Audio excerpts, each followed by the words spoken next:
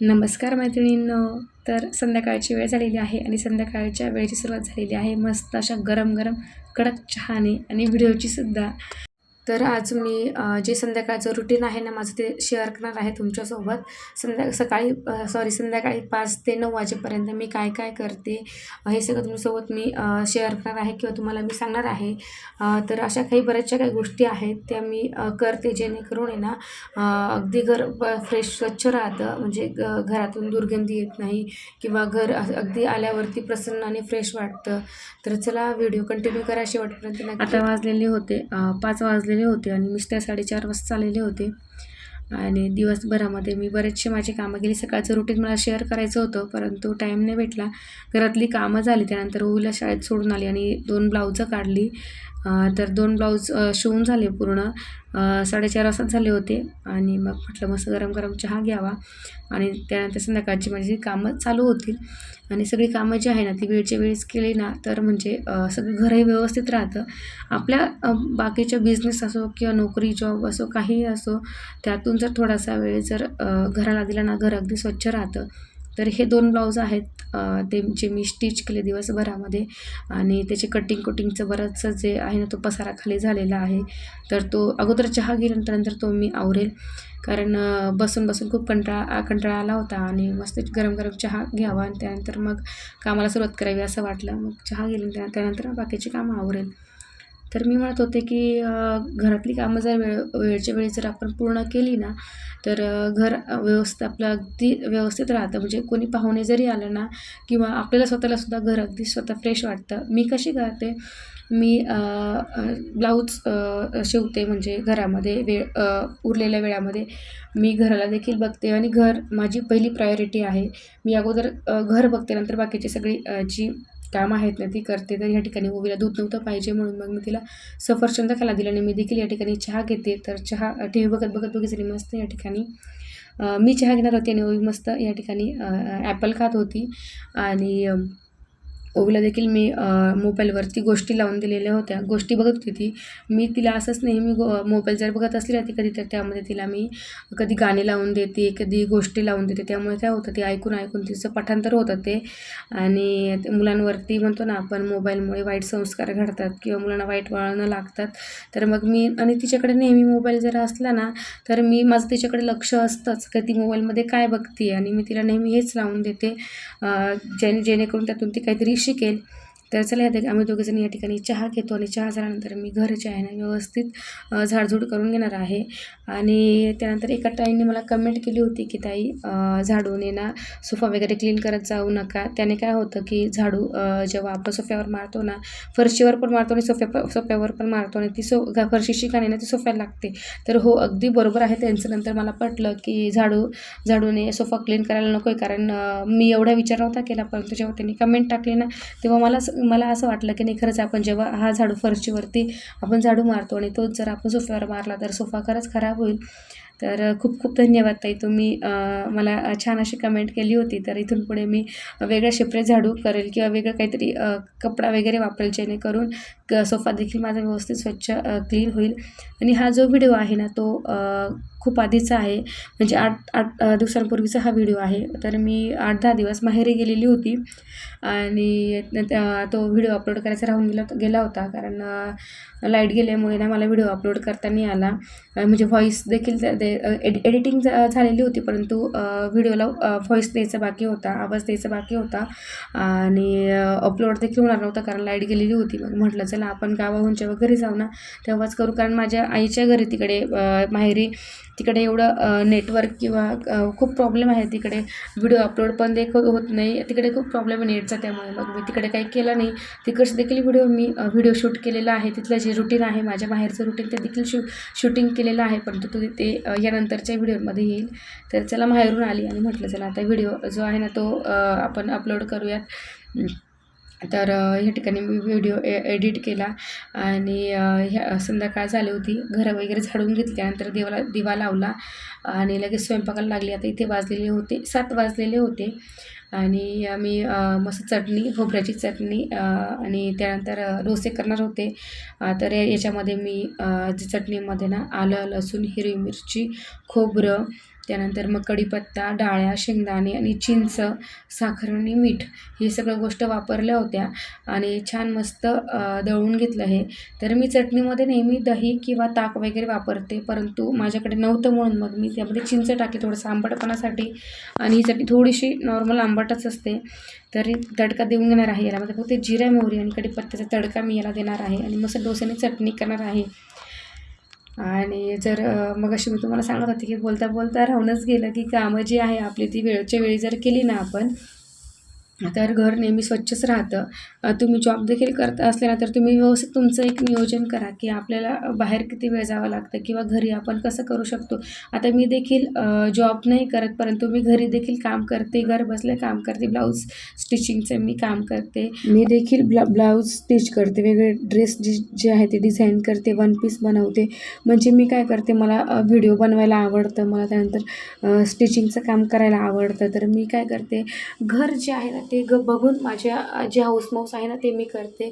मी व्यवस्थित असं नियोजन करते, म्हणजे सकाळी उठल्यानंतर घरातली कामं माझी 11 वाजे 10:30 ते 11 वाजेपर्यंत आवरूनच झाली पाहिजे असं मी नियोजन करते आणि माझं तसं होतंच. माझे 11 वाजेपर्यंत सगळी कामं होतात.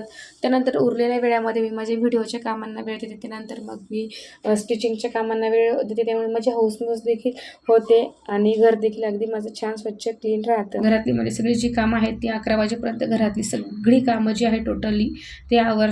त्यानंतर मग मध्ये ओवीला पण स्कूलमध्ये सोडवायला जावं लागतं.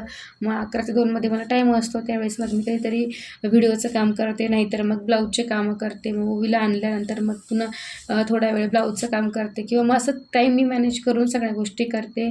आणि संध्याकाळच्या वेळ झालं की मी 5च्या पुढे कुठलंही काम करत नाही. 5 वाजले की सगळं जेवढं काम आहे तेवढं साईडला ठेवून देते. ते ब्लाऊज असो किंवा दुसरं कुठलं असो तर ते साईडला ठेवते आणि पहिले संध्याकाळची कामाला सुरुवात करते. आता तुम्ही बघितलंच असेल, 5 वाजले त्यानंतर चहा, मिस्टरांना चहा देते, मी चहा घेते, ओवीला पण दूध वगैरे देते, तिला जे पाहिजे ते देते.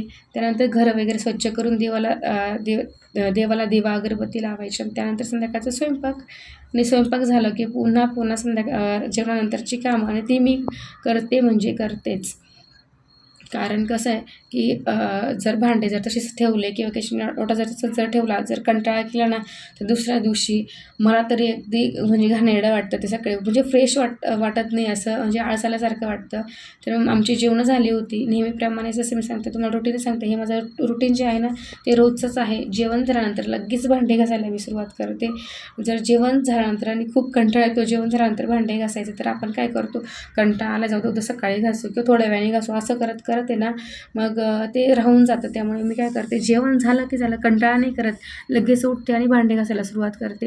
हो, ज्यांच्याकडे बाई असेल कामासाठी किंवा भांडे घासण्यासाठी, तर त्यांनी काय करायचं, भांडी स्वच्छ धुवून घ्यायची आणि ती एखाद्या टपामध्ये किंवा एखाद्या घमेल्यामध्ये ती जी भांडी आहे ती भरून आहे ना एखाद्या दुसऱ्या साईडला ठेवून द्यायची. फक्त बेसिनमध्ये कुठलंही भांडं ठेवायचं नाही किंवा किचनवरती ठेवायचं नाही.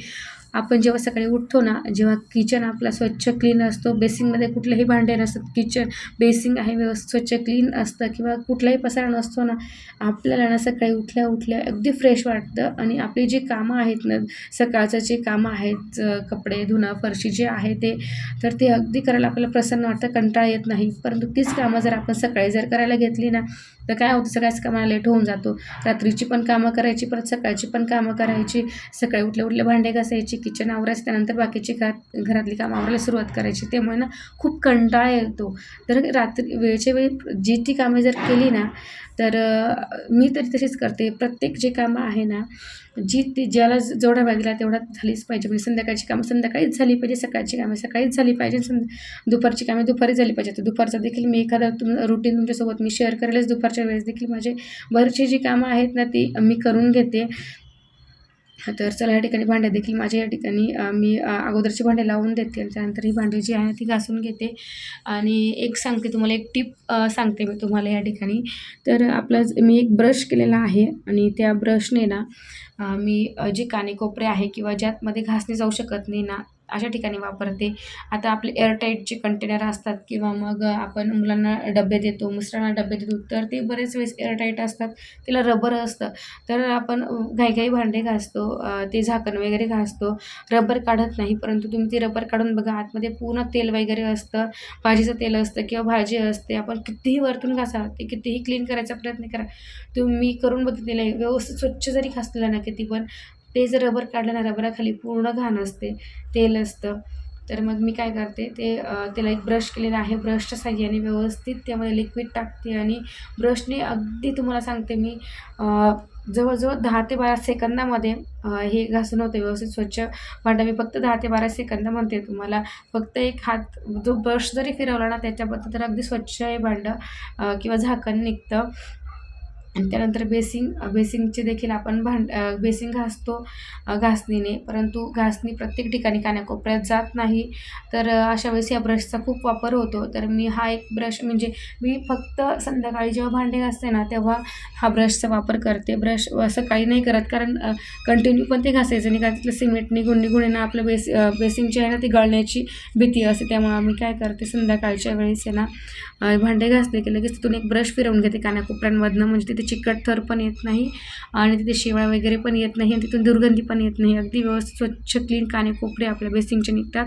आणि दुसरी गोष्ट म्हणजे बेसिंगची जी जाळी आहे ना, ती घासायचा कंटाळा करायचा नाही. पटकन काहीच वेळ लागत नाही, अगदी काही सेकंदच लागतात. ते पटकन जाळी देखील घासून घ्यायची. त्याने काय होतं, झुरळा पण होत नाही आणि दुर्गंधी पण येत नाही. बेसिंगमधनं बऱ्याच वेळेस आहे ना, घाणेरडा वास येतो किंवा मग दुर्गंधी येते. तर ती येऊ नये म्हणून रोजच्या रोज जर काही सेकंदामध्ये जर घासून टाकलं ना, तर आपलं म्हणजे ह्या बारीक बारीक ज्या गोष्टी आहेत त्या जर आपण नेहमीच जर करत गेलं ना, त्याच्याकडे दुर्लक्ष जर नाही केलं ना, तर काहीच अगदी फ्रेश वाटतं. कुठल्याच गोष्टी आपल्या खराब होत नाही किंवा घरात स्वच्छ वाटत नाही, घरात कुठला वास येत नाही. आपल्याला फक्त समजण्याचीच गरज असते की आपण काय काय केलं पाहिजे. आता हे पटकन जे आहे भांडे घासल्यानंतर त्या बेसिंगचे कानेकोपरे एखाद्या ब्रशने क्लीन करायचे. त्यानंतर बेसिंग जे आहे ना, त्याची जाळी वगैरे स्वच्छ करायची. ह्या अशा बारीक ज्या गोष्टी आहेत त्या नेहमी करत राहायच्या. तर माझं बेसिंग वगैरे धुवून झालं. त्यानंतर किचन देखील मी या ठिकाणी क्लीन करून घेतलं आणि या ठिकाणी मी किचनमध्ये तुम्ही बघितलं असेल की स्प्रे मारला होता. आता हा स्प्रे कसा बनवायचा, याचा व्हिडिओ जो आहे ना, तो या व्हिडिओच्या अगोदर मी टाकलेला आहे. त्या आधीच्या व्हिडिओमध्ये मी तो स्प्रे कसा बनवायचा याचं पूर्ण माहिती सांगितलेली आहे. आणि त्या स्प्रेचा ना खूप जास्त वापर होतो. जेव्हा आपण किचन जरी घासला नाही ना, तरी ना त्या स्प्रेने किचन आपल्या अगदी चकाचक निघतो. तेल जरी सांडलेलं असलं ना, त्यावरती स्प्रे मारलं आणि तो किचन जर पुसून घेतला ना, तरी अगदी स्वच्छ घासलेल्यासारखाच निघतो. तर मी तो स्प्रे सगळीकडे मारून घेतला आणि स्वच्छ किचन जे आहे ना, ते पुसून घेतलं होतं. आणि किचन असं म्हणतात की किचन कंटिन्यू धुवू नये, कारण धुतल्यामुळे काय होतं, किचन ओटा कोरडा पडतो. कंटिन्यू आपण घासायचं धुवायचं तर तो कोरडा पडतो, त्याला एक शाईन राहत नाही कंटिन्यू घासून. त्यामुळे मी काय करते, 3-4 दिवस झाले किंवा 2-3 दिवस झाले किंवा एखाद्या वेळेस दिवसातून एकदा असं मला वाटेल ना की आता किचन खूपच खराब झालेलं आहे, तर तेव्हा मी फक्त तो घासते आणि धुते. परंतु मला वाटते की नाही, किचन एवढं घासायची गरज नाही आहे, स्वच्छ होऊन जाईल. तर मी तो स्प्रे कंपल्सरी वापरते. स्प्रे मारला, पुसला की किचन अगदी घासल्याने धुतल्यासारखा चकाचक वाटतो. तर असा होता आजचा व्हिडिओ. जर आजचा व्हिडिओ तुम्हाला आवडला असेल तर व्हिडिओला लाईक, शेअर, सबस्क्राईब नक्की करा आणि लाईक करायला विसरू नका. लाईक केल्यामुळे मला पुढचे छान व्हिडिओ करण्यामध्ये अजून आनंद मिळतो. तर चला, पुन्हा नवीन अशा छानशा व्हिडिओमध्ये भेटूया. तोपर्यंत बाय बाय.